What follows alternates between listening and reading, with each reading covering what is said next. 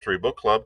I'm Bill Mallory, branch manager of the La Jolla Library, and I'm so glad you could join me for today's reading of King Solomon's Mines by H. Rider Haggard. This time we are going to try and read chapters 8 and 9. And the reason I say try is because chapter 8 is actually a little bit shorter than some of the other chapters, and 9 is about average, is about the same. So, it's probably in the 35 to 45 minute range. So just a heads up, we might go slightly over our normal 45 minutes to an hour reading today. Just more chapters, more stuff. Just to give you a brief recap on what we have read so far, our intrepid heroes, who are Alan Quartermain, adventurer, explorer, and elephant hunter, is leading a procession into the mountains to find the fabled diamond mines of King Solomon. We also have Sir Henry Curtis, wealthy, large man, always described as a very big man, and his brother has gone missing, and he is paying for this expedition so he could try and find what happened to his brother, because his brother had also tried to find King Solomon's mines before all this and was not seen again. And this was like about 5 years ago. So with him is a friend of his, a former naval officer, Captain Good, and they have one of the natives, a Zulu, but not a Zulu, Umbopa, who is helping them out and basically telling them that he is going with them, whether they like it or not. He didn't say it like that.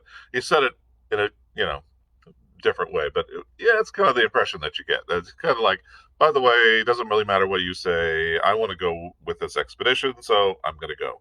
I kind of like that, actually. That's kind of neat.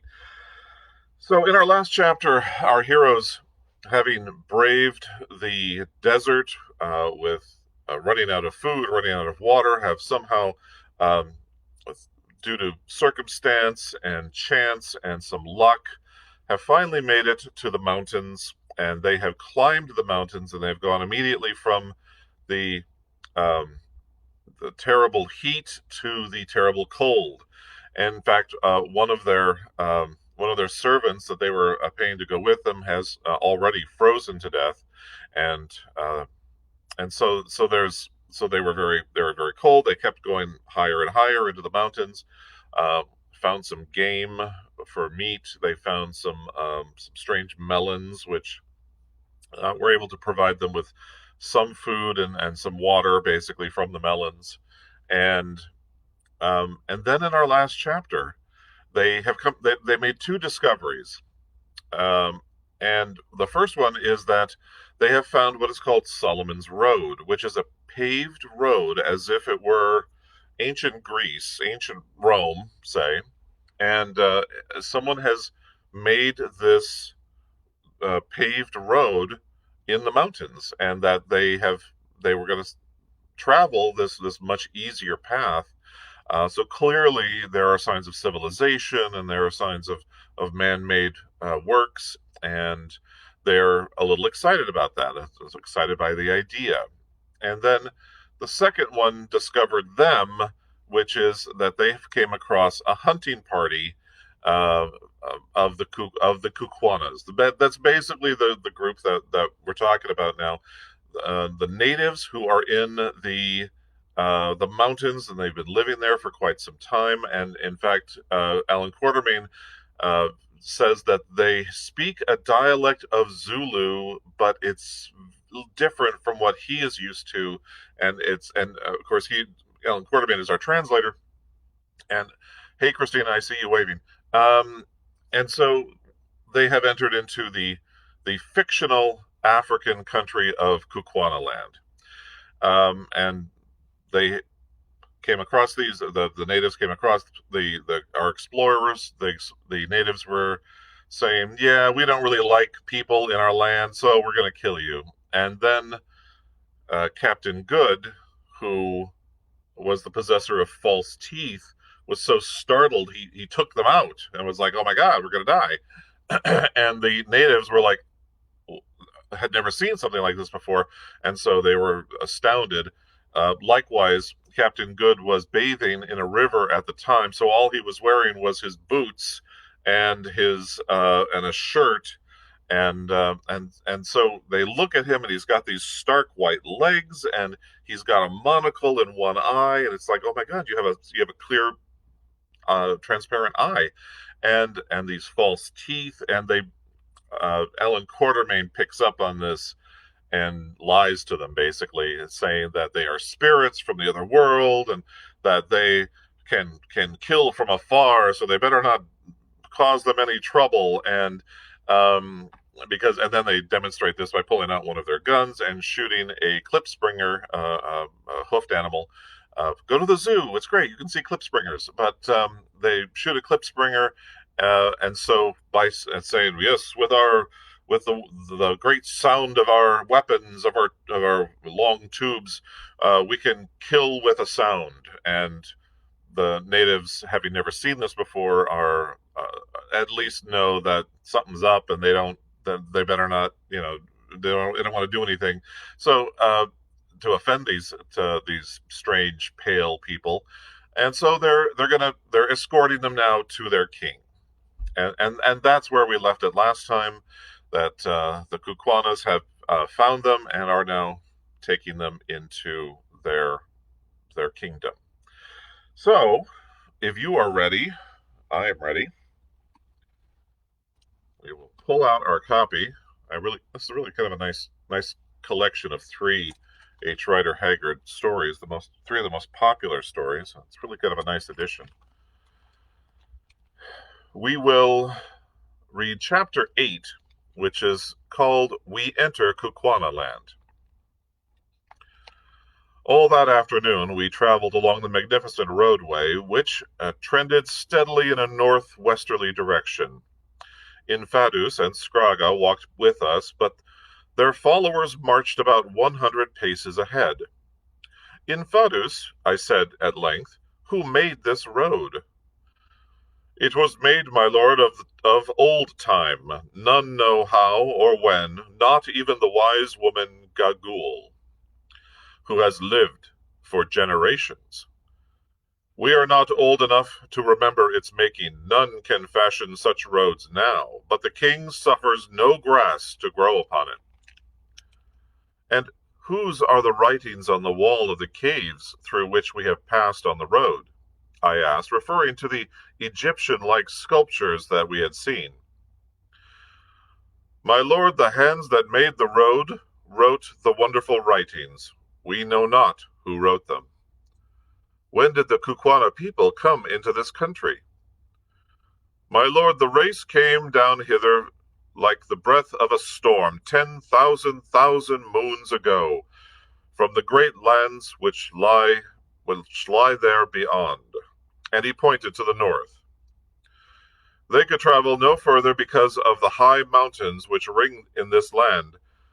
So say the old voices of our fathers that have descended to us, the children, and so says Gagul, the wise woman, the smeller out of witches.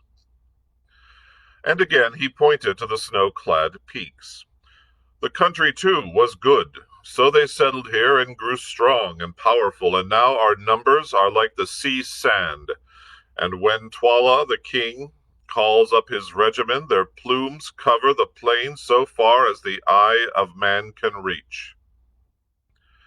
And if the land is walled in with mountains, who is there for the regiments to fight with?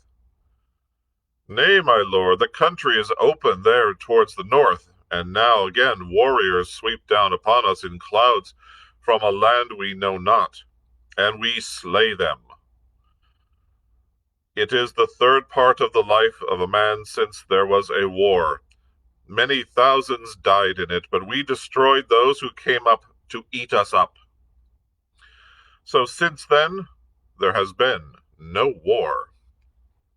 Your warriors must grow weary of resting on their spears, Infadus. My lord, there was one war just after we destroyed the people that came down upon us, but it was a civil war. Dog ate dog. How was that?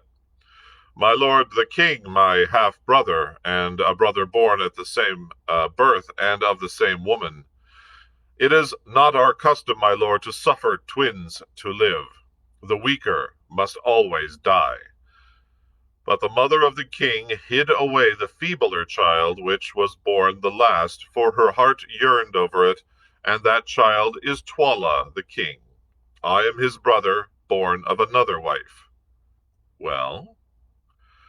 My lord Kapha, our father, died when we came to manhood, and my brother Imotu was made king in his place, and for a space reigned and had a son by his favorite wife. When the babe was 3 years old, just after the Great War, during which no man could sow or reap, a famine came upon the land, and the people murmured because of the famine, and looked round like a starved lion for something to rend. Then it was that Gagul, the wise and terrible woman, who does not die, made a proclamation to the people, saying, "The king Imotu is no king." And at the time Imotu was sick with a wound, and lay in his kraal, and was not able to move. Then Gagul went into the hut, and led out Twala, my half-brother, twin brother to the king, whom she had hidden among the caves and rocks since he was born. And stripping the mucha off his loins, showed the people of the Kukwanas the mark of the sacred snake, coiled around his middle. Herewith the eldest son of the king is marked at birth, and cried out loud, "Behold your king, whom I have saved for you even to this day." Now the people, being mad with hunger, and altogether bereft of reason and the knowledge of truth, cried out, "The king, the king!" But I knew that it was not so, for Imotu, my brother, was the elder of the twins, and our lawful king. Then, just as the tumult was at its height, Imotu the king, though he was very sick, crawled from his hut, holding his wife by the hand, and followed by his little son Ignosi, that is, by interpretation, the lightning. "What is this noise?" he asked. "Why cry ye, the king, the king?" Then Twala, his own brother, born of the same woman and in the same hour, ran to him, and taking him by the hair, stabbed him through the heart with a knife. And the people, being fickle, and ever ready to worship the rising sun, clapped their hands and cried, "Twala is king! Now we know that Twala is king." And what became of Imotu's wife and her son Ignosi? Did Twala kill them too? Nay, my lord, when she saw that her lord was dead, the queen seized the child with a cry and ran away. 2 days afterwards she came to a kraal very hungry, and none would give her milk or food, now that her lord the king was dead, for all men hate the unfortunate. But at nightfall a little child, a girl, crept out and brought her corn to eat, and she blessed the child and went on toward the mountains with her boy before the sun rose again. There she must have perished, for none have seen her since, nor the child Ignosi. Then if this child Ignosi had lived, he would be the true king of the Kukwana people? That is so, my lord. The sacred snake is round his middle, and if he lives, he is king. But alas, he is long dead. See, my lord, and Infados pointed to a vast collection of huts surrounded by a fence, which was in its turn encircled by a great ditch that lay on the plain beneath us. That is the kraal where the wife of Imotu was last seen with the child Ignosi. It is there that we shall sleep tonight, if indeed, he added doubtfully, my lords sleep at all upon this earth. When we are among the Kukwanas, my good friend Infadus, we do as the Kukwanas do, I said, majestically, and turned round quickly to address Good, who was trampling along sullenly behind, his mind fully occupied with unsatisfactory attempts to prevent his flannel shirt from flapping in the evening breeze. To my astonishment, I butted into Umbopa, who was walking along immediately behind me, and very evidently had been listening with the greatest interest to my conversation with Infadus. The expression on his face was most curious, and gave me the idea of a man who was struggling with partial success to bring something long ago forgotten back into his mind. All this while we had been pressing on at a good rate towards the undulating plain beneath us. The mountains we had crossed now loomed high above our heads, and Sheba's breasts were veiled modestly in diaphanous wreaths of mist. As we went, the country grew more and more lovely. The vegetation was luxuriant, without being tropical. The sun was bright and warm, but not burning, and a gracious breeze blew softly along the odorous slopes of the mountains. Indeed, this new land was little less than an earthly paradise. In beauty, in natural wealth, and in climate, I have never seen its like. The Transvaal is a fine country in parts, but it is nothing to Kukwana land. As soon as we started, Infadus had dispatched a runner to warn the people of the kraal, which, by the way, was in his military command, of our arrival. This man had departed at an extraordinary speed, which Infadus informed me would be he would keep up all the way, as running was an exercise much practiced among the people. The result of this message now became apparent. When we arrived within 2 miles of the kraal, we could see that company after company of men were issuing from its gates and marching towards us. Sir Henry laid his hand upon my arm and remarked that it looked as though we were going to meet with a warm reception. Something in his tone attracted Infadus's attention. "Let not my lords be afraid," he said hastily, "for in my breast there dwells no guile.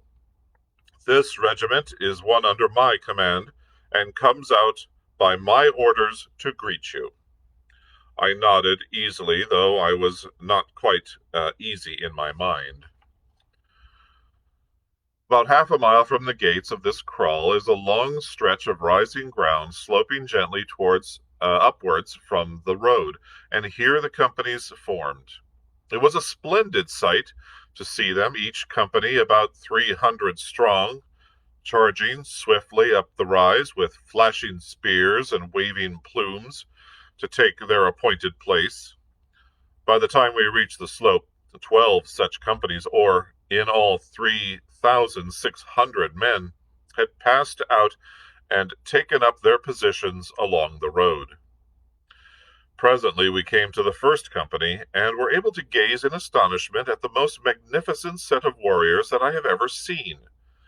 They were all men of mature age, mostly veterans of about 40, and not one of them was under 6 feet in height, whilst many stood 6 feet 3 or 4. They wore upon their heads heavy black plumes of sakabula feathers, like those which adorned our guides. About their waists and beneath the right knees were bound circlets of white ox tails, while in their left hands they carried round shields measuring about 20 inches across. These shields are very curious. The framework is made of an iron plate beaten out thin, over which is stretched milk-white ox hide. The weapons that each man bore were simple, but most effective, consisting of a short and very heavy 2-edged spear with a wooden shaft, the blade being about 6 inches across at its widest point. These spears are not used for throwing, but like the Zulu bagwan, or stabbing assaje, are for close quarters only, when the wound inflicted by them is terrible. In addition to this bangwan, every man carried 3 large and heavy knives, each knife weighing about 2 pounds. One knife was fixed in the ox-tail girdle, and the other 2 at the back of the round shield. These knives, which are called tolas by the Kukwanas, take the place of the throwing asage of the Zulus. The Kukwana warriors can cast them with great accuracy to a distance of 50 yards, and it is their custom on charging to hurl a volley of them at the enemy as they come to close quarters.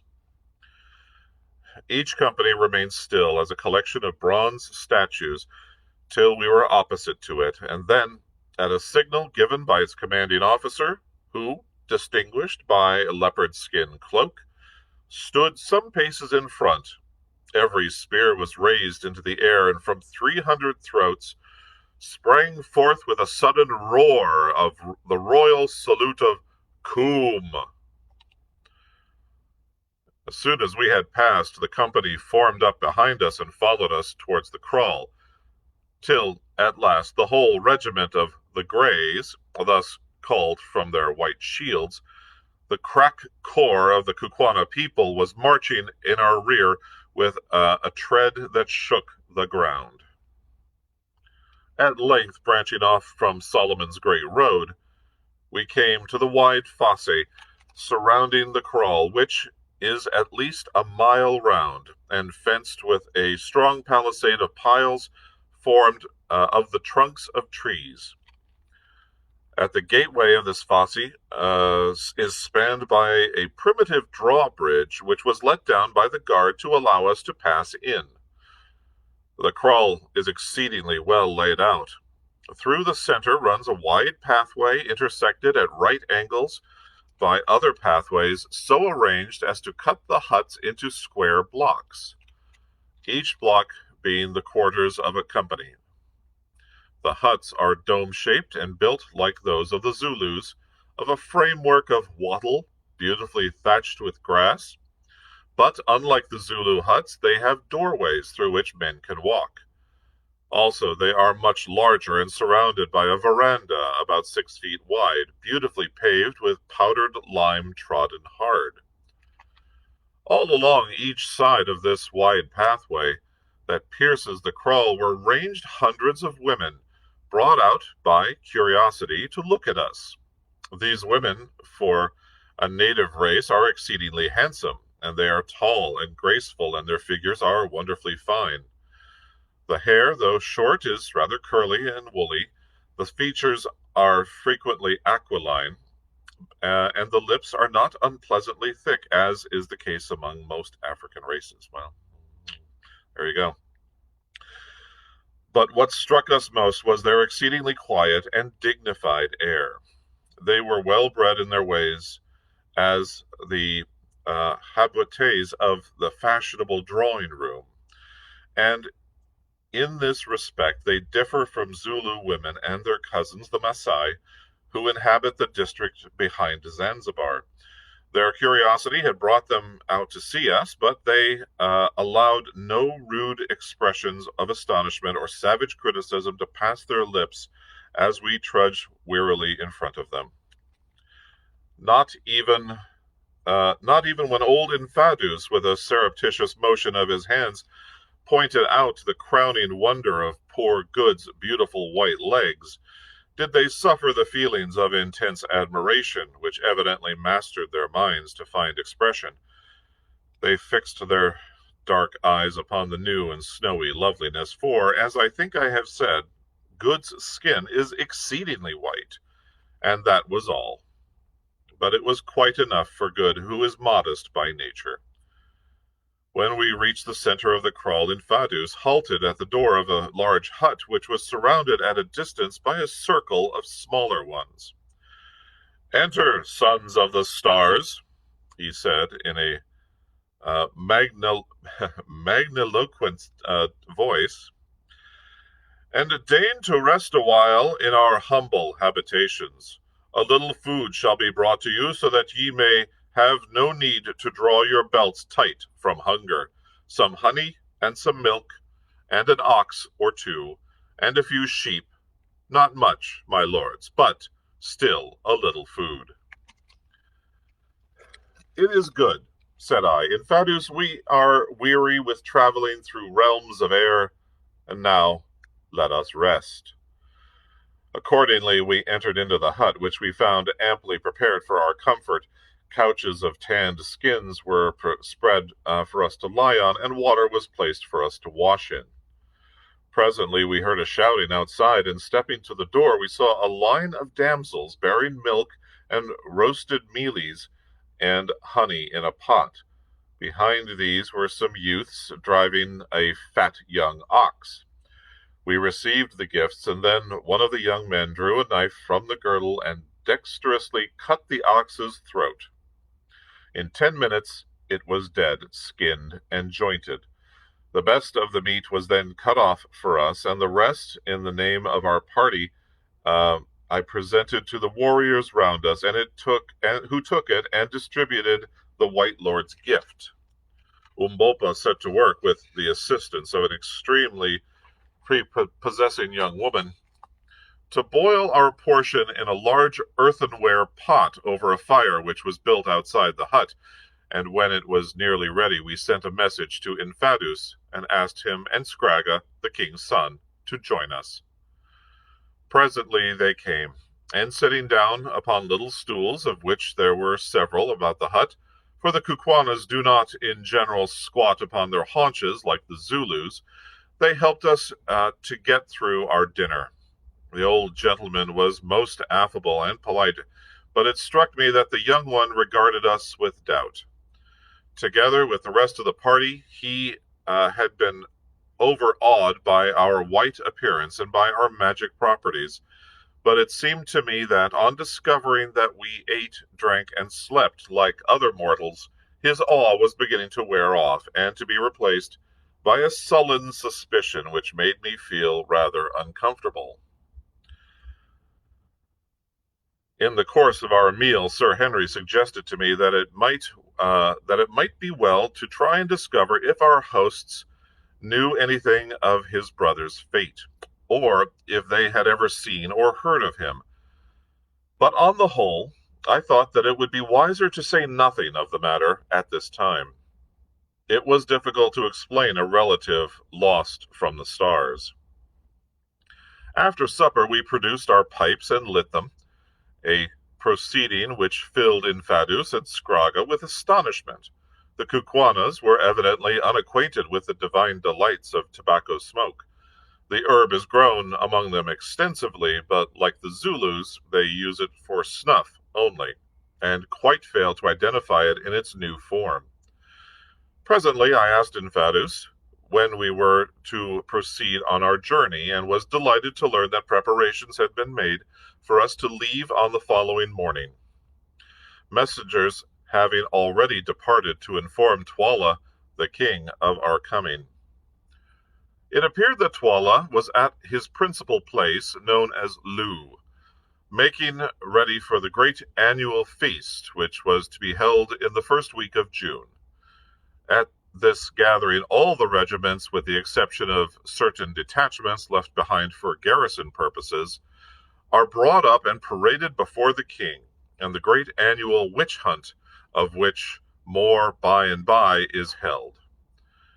We were to start at dawn, and Infadus, who was to accompany us, expected that we should reach Loo on the night of the second day, unless we were detained by accident or by swollen rivers.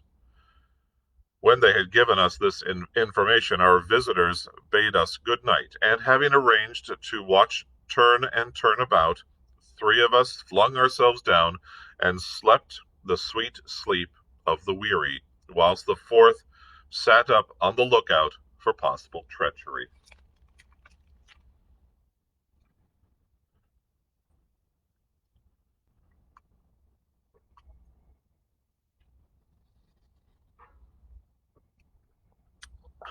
All right. Where are we? Okay. Chapter 9, which is entitled Twala the King. It will not be necessary for me to detail at length the incidents of our journey to Loo. It took 2 full days traveling along Solomon's Great Road, which pursued it its even course right into the heart of Kukuanaland. Suffice it to say that as we went, the country seemed to grow richer and richer, and the kralls, with their wide surrounding belts of cultivation, more and more numerous. They were all built upon the same principles as the first camp which we had reached, and were guarded by ample garrisons of troops. Indeed, in Kukuanaland, as among the Germans, the Zulus, and the Maasai, every able-bodied man is a soldier, so that the whole force of the nation is available for its wars, offensive or defensive. As we traveled, we were overtaken by thousands of warriors hurrying up to Lu to present and to present at the great annual review and festival, and more splendid troops I never saw. At sunset on the second day, we stopped to rest a while upon the summit of the heights over which the road ran, and there on a beautiful and fertile plain before us lay Lu itself. For a native town in its enormous place, quite 5 miles round, I should say, with outlying kraals projecting from it that serve on grand occasions as cantonments for regiments, and a curious horseshoe-shaped hill with which we were destined to become better acquainted, about 2 miles to the north. It is beautifully situated, and through the center of the kraal, dividing it into 2 portions, runs a river, which appeared to be bridged in several places, and the same indeed that we had seen from the slopes of Sheba's Breasts. 60 or 70 miles away, 3 great snow-capped mountains, placed at the points of a triangle, started out of the level plain. The conformation of these mountains is unlike that of Sheba's Breasts, being sheer and precipitous, instead of smooth and rounded. Infadus saw us looking at them and volunteered a remark. "The road ends here," he said, pointing to these mountains, which are known among the Kukuanas as the 3 Witches. "Why does it end?" I asked. "Who knows?" he answered with a shrug. "The mountains are full of caves, and there is a great pit between them. It is there that the wise men of old time used to go and get whatever it was they came for to this country, and now it is there that our kings are buried in the place of death." "What was it they came for?" I asked eagerly. "Nay, I know not. My lords who have dropped from the stars should know," he answered with a quick look. Evidently, he knew more than he chose to say. "Yes," I went on, "you are right. In the stars we learn many things. I have heard, for instance, that the wise men of old came to these mountains to find bright stones, pretty playthings, and yellow iron." My lord is wise," he answered coldly, "but I am a child and cannot talk with my lord on such matters. My lord must speak with Gagul, the old, at the king's place, who is wise as my lord." And he went away. As soon as he was gone, I turned to the others and pointed out the mountains. "There are Solomon's diamond mines," I said. Umbopa was standing with them, apparently plunged in one of the fits of abstraction which were common to him, and caught my words. "Yes, Macumazahn," he put in Zulu, "the diamonds are surely there, and you shall have them, since you white men are so fond of toys and money." "How dost thou know that, Umbopa?" I asked sharply, for I did not like his mysterious ways. He laughed. I dreamed it in the night, white men," he said, and then he turned on his heel and went. "Now what," said Sir Henry, "is our black friend driving at? He knows more than he chooses to say, that is clear. By the way, Quatermain, has he heard anything of my brother?" "Nothing. He has asked everyone and become friendly. He has asked everyone he became friendly with, but they declare that no white man has ever been seen in the country before." "Do you suppose that he got here at all?" suggested Good. "We have only fetched up by a miracle. Is it likely he could have reached it without the map?" "I don't know," said Sir Henry gloomily, "but somehow I think that I shall find him." Slowly the sun sank, then sudden darkness rushed down upon the land like a terrible thing. It's like a tangible thing, not a terrible thing. There was no breathing space between the day and night, no soft transformation seen, for in these latitudes twilight does not exist. The change from day to night is as quick and as absolute as the change from life to death. The sun sank, and the world was wreathed in shadows, but not for long, for see in the west there is a glow. Then come rays of silver light, and at last the full and glorious moon lights up the plain and shoots its gleaming arrows far and wide, filling the earth with a faint refulgence. We stood and watched the lovely sight, whilst the stars grew pale before this chastened majesty, and felt our hearts lifted up by the presence of a beauty that I cannot describe. Mine has been a rough life, but there are a few things for which I am thankful to have lived, and one of them is to have seen that moon shine over Kukuanaland. Presently our meditations were broken in upon by our polite friend in Fadus. "If my lords are rested, we will journey on to Loo, where a hut is made ready for my lords tonight.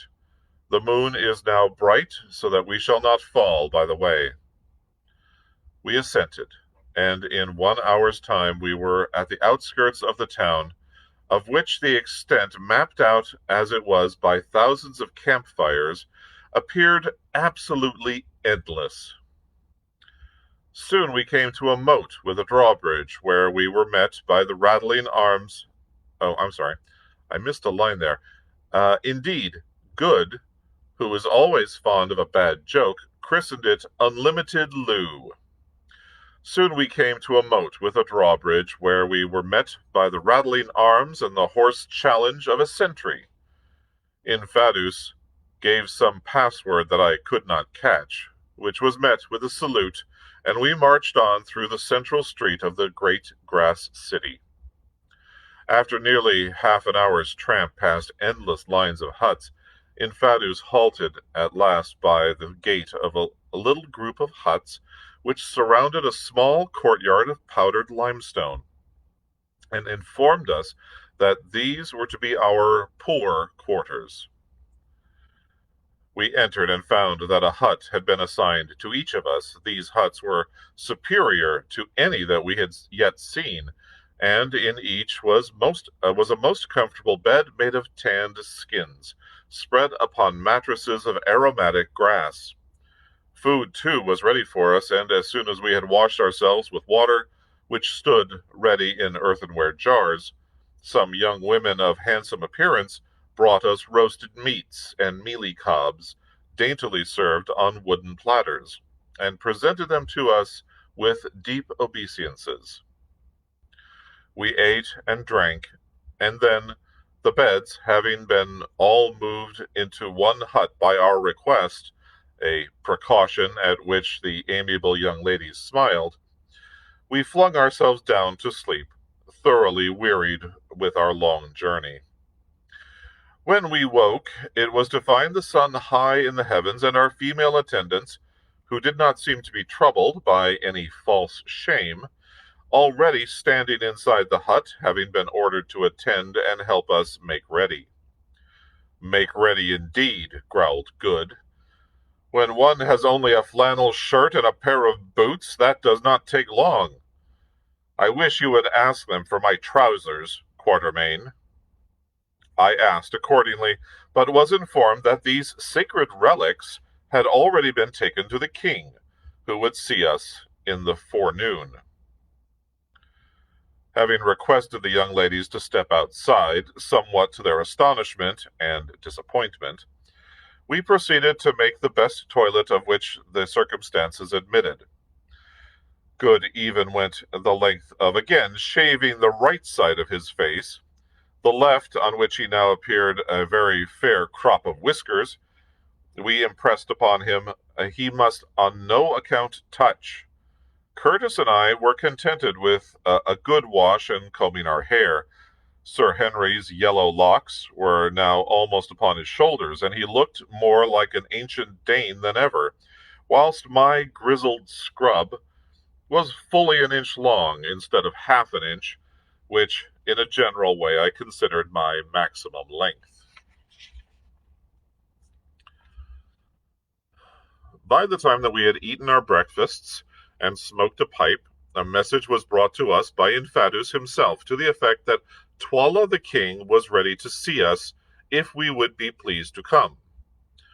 We remarked in reply that we should prefer to wait until the sun was a little higher, we were yet weary with our journey, etc., etc. It is always well, when dealing with uncivilized people, not to be in too great a hurry. They are apt to mistake politeness for awe or servility. So, although we were quite as anxious to see Twala as Twala could be to see us, we sat down and waited for an hour, employing the interval in preparing such presents as our slender stock of goods permitted, namely, the Winchester rifle which had been used by poor Ventvogel, and some beads. The rifle and ammunition we determined to present to His Royal Highness, and the beads were for his wives and courtiers. We had already given a few to Infados and Scragga, and found that they were delighted with them, never having seen such things before. At length we declared that we were ready, and guided by Infantus, started off to the audience, Umbopa carrying the rifle and beads. After walking a few hundred yards, we came to an enclosure, something like that surrounding the huts, which had been allotted to us, only 50 times as big. For it could not have covered less than 6 or 7 acres of ground. All round the outside fence stood rows of huts, which were the habitations of the king's wives. Exactly opposite the gateway, on the further side of the open space, was a very large hut, built by itself, in which His Majesty resided. All the rest was open ground. That is to say, it would have been open had it not been filled by company after company of warriors, who were mustered there to the number of 7,000 or 8,000. These men stood still as statues as we advanced through them, and it would be impossible to give an adequate idea of the grandeur of the spectacle which they presented, and their waving plumes, their glancing spears, and iron-backed ox-hide shields. The space in front of the large hut was empty, but before it were placed several stools. On 3 of these, at a sign from Infados, we seated ourselves, Umbopa standing behind us.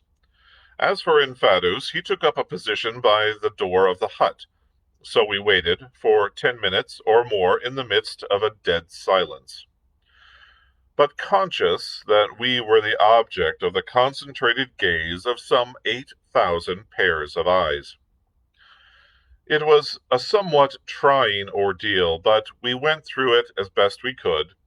At length the door of the hut opened, and a gigantic figure, having a splendid tiger skin kaross flung over his shoulders, stepped out, followed by the boy Scragga, and what appeared to us to be a withered-up monkey wrapped in a fur cloak. The figure seated itself upon a stool. Scragga took his stand behind it, and the withered-up monkey crept on all fours into the shade of the hut and squatted down. Still there was silence. Then the gigantic figure slipped off the karus and stood up before us, a truly alarming spectacle. It was that of an enormous man with the most entirely repulsive countenance we had ever beheld. This man's lips were thick, the nose was flat, but he had but one gleaming black eye, for the other was represented by a hollow in the face, and his whole expression was cruel and sensual to a degree. From the large head rose a magnificent plume of white ostrich feathers. His body was clad in a shirt of shining chain armor, whilst round the waist and right knee were the usual circlets of white oxtails. In his right hand he held a huge spear. About the neck was a thick torque of gold, and bound on the forehead shone a single enormous uncut diamond. Still there was silence, but not for long. Presently this man, whom we rightly guessed to be the king, raised the great javelin in his hand. Instantly 8,000 spears were lifted in answer, and from 8,000 throats rang out the royal salute of Coom. 3 times this was repeated, and each time the earth shook with the noise that could only be compared to the deepest notes of thunder. "Be humble, O people," piped out a thin voice, which seemed to come from the monkey in the shade. "It is the king." "It is the king," boomed the answer from the 8,000 throats. "Be humble, O people, it is the king." Then there was silence again, dead silence. Presently, however, it was broken. A soldier on our left dropped his shield, which fell with a clatter to the limestone flooring. Twala turned his one fierce eye in the direction of the noise. "Come hither, thou," he said in a cold voice. A fine young man stepped out of the ranks and stood before him. "It was thy shield that fell, thou awkward dog. Wilt thou make me a reproach in the eyes of those strangers from the stars? What hast thou to say for thyself?" We saw the poor fellow turn pale under his dusky skin. "It was by chance, O calf of the black cow," he murmured. "Then it is a chance for which thou must pay. Thou hast made me foolish. Prepare for death." "I am the king's ox," was the low answer. "Scragga," roared the king, "let me see how thou canst use thy spear. Kill me this blundering fool." Scragga stepped forward with an ill-favored grin and lifted his spear. The poor victim covered his eyes with his hand and stood still. As for us, we were petrified with horror. Once, twice, he waved the spear and then struck. Right home. The spear stood out a foot behind the soldier's back. He flung up his hands and dropped dead. From the multitude about us rose something like a murmur. It rolled round and died away. The tragedy was finished. There lay the corpse, and we had not yet realized that it had been enacted. Sir Henry sprang up and swore a great oath, then, overpowered by the sense of silence, sat down again. "The thrust is a good one," said the king. "Take him away." 4 men stepped out of the ranks, and lifting the body of the murdered man, carried it thence. "Cover up the bloodstains. Yes, cover them," piped the thin voice that proceeded from the monkey-like figure. "The king's word is spoken. The king's doom is done." Thereupon a girl came forward from behind the hut, bearing a jar filled with powdered lime, which she scattered over the red mark, blotting it from sight. Sir Henry, meanwhile, was boiling with rage at what had happened. Indeed, it was with difficulty that we could keep him still. "Sit down, for heaven's sake," I whispered. "Our lives depend on it." He yielded and remained quiet. Twala sat silent until the traces of the tragedy had been removed, and then he addressed us. "White people," he said, "who come hither whence I know not, and why I know not, greeting." "Greeting, Twala, king of the Kukwanas," I answered. "White people," Whence come ye, and what seek ye? We come from the stars. Ask us not how.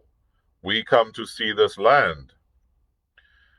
Ye journey from far to see a little thing.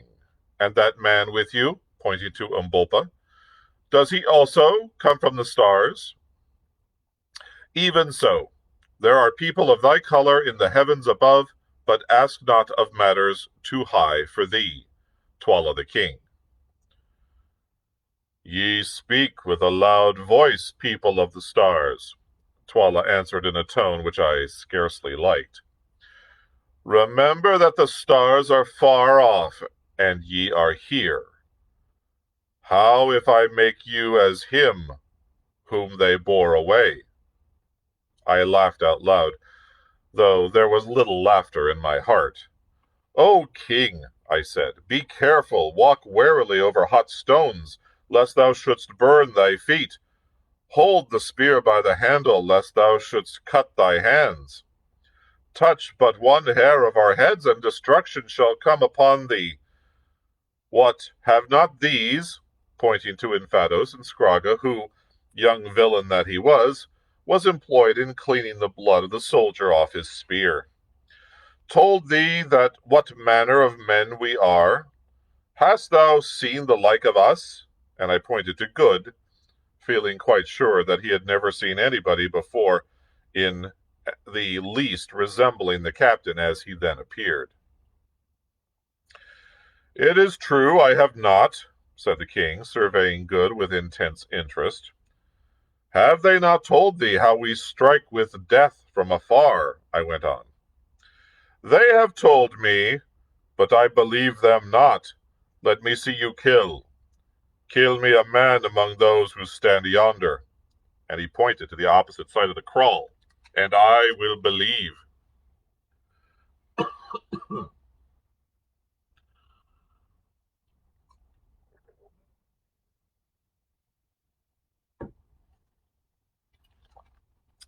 Nay, I answered, we shed no blood of men, except in just punishment.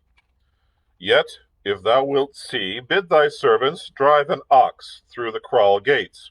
Before he has run 20 paces, I shall strike him dead. Nay, laughed the king, kill a man, and I will believe.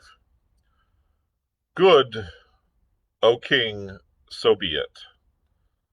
I answered coolly, do thou walk across the open space, and before thy feet reach the gate, thou shalt be dead. Or if thou wilt not, send thy son Scragga, whom at the moment it would have given me much pleasure to shoot. On hearing this suggestion, Scragga uttered a sort of howl and bolted into the hut. Twala frowned majestically. The suggestion did not please him. Let a young ox be driven in, he said. 2 men at once departed, running swiftly. Now, Sir Henry, said I, do you shoot. I want to show this ruffian that I am not the only magician of the party, and we can't trust Good. Sir Henry accordingly took his express and made ready. I hope I shall make a good shot, he groaned. You must, I answered. If you miss with the first barrel, let him have the second. Sight for 150 yards, and wait till the beast turns broadside on. Then came a pause, until presently we caught sight of an ox, running straight for the kraal gate. It came on through the gate, then, catching sight of the vast concourse of people, stopped stupidly, turned round, and bellowed. Now's your time, I whispered. Up went the rifle, bang, thud, and the ox was kicking on his back, shot in the ribs. The semi-hollow bullet had done its work well, and a sigh of astonishment went up from the assembled thousands. I turned round coolly. Have I lied, O king? Nay, white man, it is the truth, was the somewhat awed answer. Listen, Twala, I went on. Thou hast seen. Now know we come in peace. not in war. See, and I held up the Winchester repeater, here is a hollow staff that shall enable thee to kill even as we kill. Only I lay this charm upon it. Thou shalt kill no man with it. If thou liftest it against a man, it shall kill thee. Stay, I will show thee. Bid a soldier step 40 paces and place the shaft of a spear in the ground so that the flat blade looks towards us. In a few seconds it was done. Now see, I will break yonder spear. Taking careful sight, I fired. The bullet struck the flat of the spear and shattered the blade into fragments. Again, the sigh of astonishment went up. Now, Twala, we give this magic tube to thee. By and by I will show thee how to use it. But beware how thou turnst the magic of the stars against a man of earth. And I handed him the rifle. The king took it very gingerly and laid it down at his feet. As he did so, I observed the wizened monkey-like figure creeping from the shadow of the hut. It crept on all fours, but when it reached the place where the king sat, it rose upon its feet, and, throwing the furry covering from its face, revealed a most extraordinary and weird countenance. Apparently it was that of a woman of great age, so shrunken that in size it seemed little larger than the face of a year-old child, but made up of countless deep and yellow wrinkles. Set among these wrinkles was a sunken slit that represented the mouth, beneath which the chin curved outward to a point. There was no nose to speak of. Indeed, the visage might have been taken for that of a sun-dried corpse, had it not been for a pair of large black eyes, still full of fire and intelligence, which gleamed and played under the snow-white eyebrows, and the projecting parchment-colored skull like jewels in a charnel house. The head itself was perfectly bare and yellow in hue, while the naked wrinkled scalp moved and contracted like the head of a cobra. The figure to which this fearful countenance belonged, a countenance so fearful indeed that it caused a shiver of fear to pass through us as we gazed on it, stood still for a moment. Then, suddenly, it projected a skinny claw armed with nails nearly an inch long, and laying it on the shoulder of Twala, the king began to speak in a thin and piercing voice.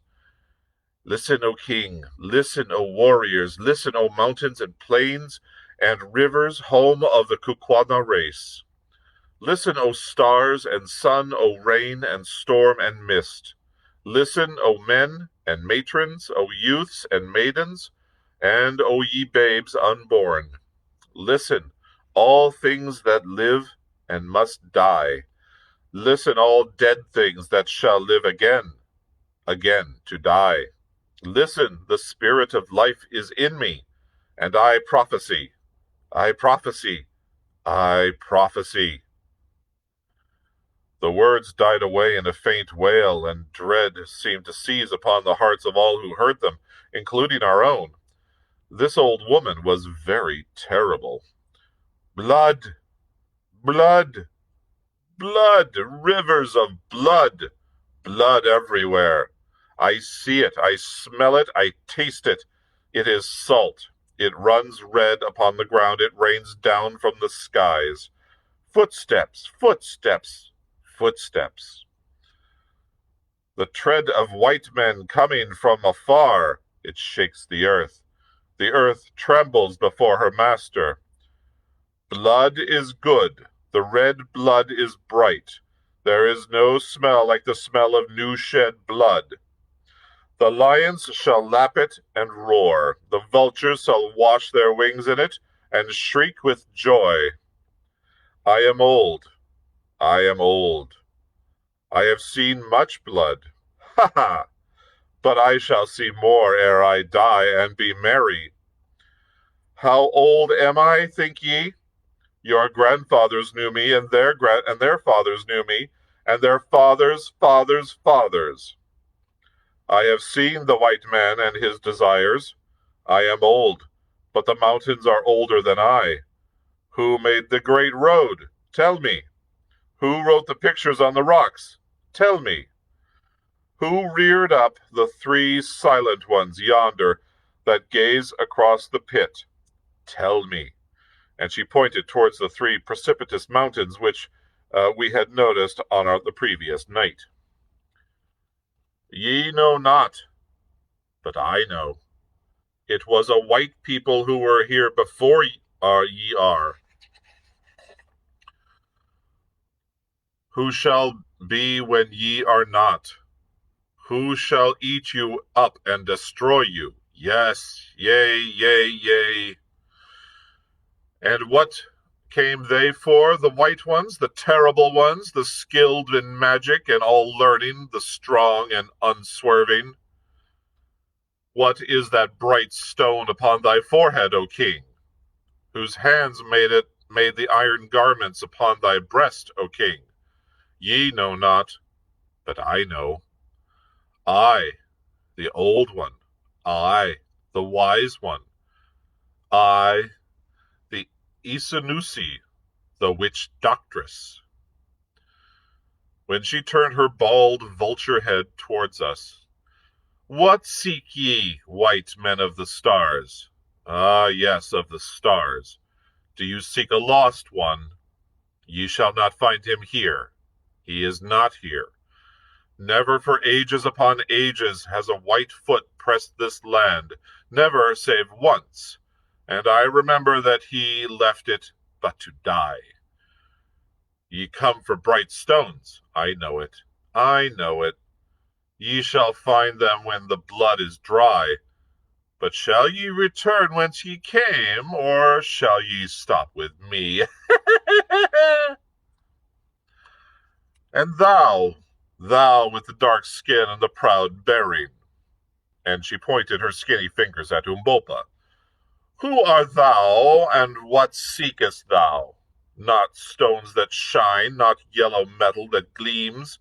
These thou leavest to white men from the stars. Methinks I know thee. Methinks I can smell the smell of the blood in thy heart.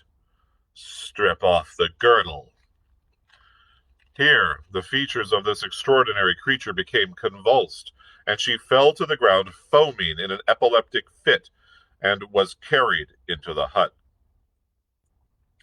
The king rose up trembling and waved his hand. Instantly the regiments began to file off, and in 10 minutes, save for ourselves, the king and a few attendants, the great space was left empty.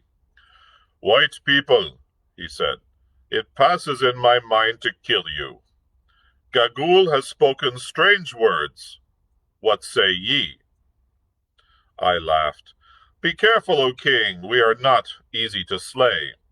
Thou hast seen the fate of the ox. Wouldst thou be as the ox is? The king frowned. It is not well to threaten a king. We threaten not. We speak what is true. Try to kill us, O king, and learn.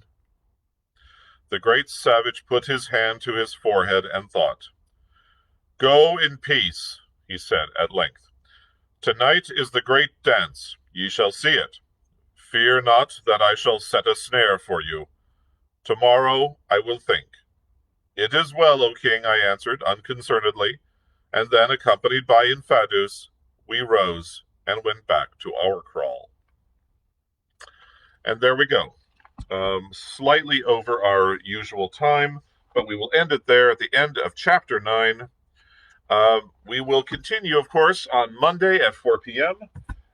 With Chapter 10, and we'll kind of take a look at it and see maybe Chapter 10 and 11, maybe just Chapter 10. We'll take a look.